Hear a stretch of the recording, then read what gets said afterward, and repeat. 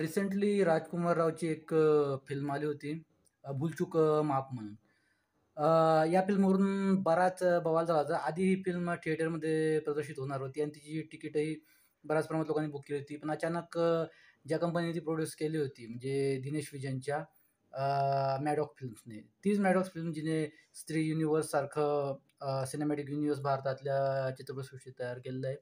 तर मग त्यांनी ते कॅन्सल केलं आणि त्यांनी ती सरळ प्राईमवर रिलीज करू, असं त्यांनी म्हटलं होतं. पण मग लगेच काहीतरी कोर्ट केस झाली आणि मग परत ती थिएटरमध्ये काहीतरी आली वगैरे काहीतरी असं झाल्याचं ऐकलं होतं. तर फिल्म प्रदर्शित झाली आणि तिच्याबद्दल असे बरेच निगेटिव्ह रिव्ह्यूज ऐकण्यात आले, की फिल्म अतिशय बकवास आहे, अशी आहे तशी आहे, या फिल्म्सवरून कॉपी केलेली, त्या फॉरेन फिल्म्सवरून केलेली आहे वगैरे. तर म्हटलं चला म्हटलं आपण बी फिल्म पाहून घेऊ. कारण मला ही फिल्म पाहण्यासाठी फक्त एकच गोष्ट इंटरेस्ट करते आणि ती म्हणजे टाईम लूप मूव्ही. तुम्हाला टाईम लूप मूव्ही हा प्रकार माहीतच असेल.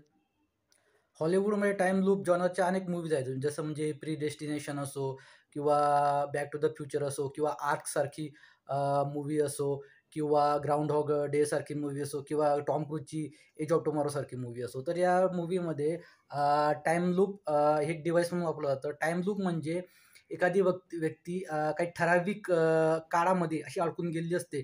म्हणजे उदाहरणार्थ एक दिवस आहे. समजून घ्या तुमच्या वाढदिवसाचा दिवस आहे. तो दिवस सरल्यावर लगेच दुसरा दिवस निघून तोच दिवस उगवेल. म्हणजे तुम्ही तुमच्या वाढदिवसाच्या दिवसामध्ये परत अडकलेले असाल आणि काहीतरी केल्याशिवाय तुम्हाला त्यातून बाहेर निघता येणार नाही. तर भूल माफ या मूव्हीचाही बेसिक कन्सेप्ट तोच आहे. राजकुमार राव रंजन नावाच्या माणसाचं कॅरेक्टर प्ले करतोय आणि त्याची गर्लफ्रेंड आहे वामिका गब्बी. ती तिथली नावाचं कॅरेक्टर प्ले करते. त्यांना लग्न करायचं आहे आणि घरच्यांकडून या लग्नाला मान्यता मिळत नाही, तर ते पळून निर्णय घेतात आणि काहीतरी करून मग त्यांचं लग्न ठरतं आणि होऊन असं जातं, की त्याच्या जी हळदीचा दिवस आहे, त्या हळदीच्या दिवसामध्ये राजकुमार राव अडकून जातो आणि तो दिवस पुन्हा, पुन्हा, पुन्हा, पुन्हा, पुन्हा घडत राहतो आणि त्यातून बाहेर निघण्यासाठी तो काय उचापत्या करतो आणि हे नक्की काय घडतोय याचा तो शोध घेण्याचा प्रयत्न करतो.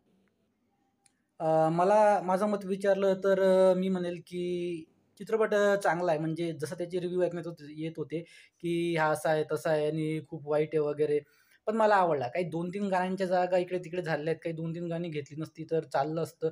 पण चित्रपट चांगला आहे. त्याने माझा इंटरेस्ट असं धरून ठेवला. खास करून राजकुमार रावचं जे कॅरेक्टर आहे, ते थोडंसं असं जबाबदारी न घेणारं आहे, जबाबदाऱ्यांपासून दूर पडणारं आहे. म्हणजे त्याच्या स्वतःला लग्नासाठी तो फारसे प्रयत्न करताना दिसत नाही. त्याची गर्लफ्रेंड जी आहे तिथली, तीच जास्त पुढाकार घेते. म्हणजे तिच्या आईचा नेकलेस चोरून आणणे वगैरे, म्हणजे अशा बऱ्याच काही गोष्टी घडतात. आणि एका पॉइंटला असं येतं, कथानक उभं राहतं, की ते लग्न जुळणार नाही असं वाटतं आणि मग तो त्यावेळी जे फील करतो, ते मला फील झाल्यासारखं वाटलं. ते मला रिलेटेबल वाटलं. म्हणजे त्याचा जो नाकर्तेपणा आहे, म्हणजे तो करायला तर भरपूर काही करू शकतो, पण परिस्थिती अशी काही उभी राहते, की त्याच्यामुळे त्याला ते करता येत नाही आणि मग तो त्याचा जो दर्द आहे, त्याने जी वेदना दाखवलेली आहे, ती मला फील झाली. थोडक्यात सांगायचं तर चित्रपटामध्ये बऱ्यापैकी कथानक आहे आणि चांगल्यापैकी अभिनय आहे. म्हणजे कास्ट चांगली आहे. म्हणजे उदाहरणार्थ वामिका गब्बी तर आहेच, राजकुमार राव पण आहे, पण रघुवीर यादव पण आहे. सगळ्यांनी उत्तम अभिनय केलेला आहे आणि तुम्हाला चित्रपट आवडेल. म्हणजे जर तुम्हाला काही family drama with sci-fi touch असं काहीतरी हवं असेल, तर चित्रपट उत्तम आहे. तुमचे 2 तास सार्थकी लागतील. मला तर नक्कीच आवडला आणि मी तुम्हाला तो रेकमेंडेड करेल. जर तो मला माहिती तो ओ-टी-टीवर आलेला आहे वगैरे नाही. मी तो बघितला काही युज्युअल सोर्सेसमधून. तर जर तो तुम्हाला आवडला तर तुम्हाला कसा वाटला तर नक्कीच मला सांगा कमेंट्समध्ये. धन्यवाद.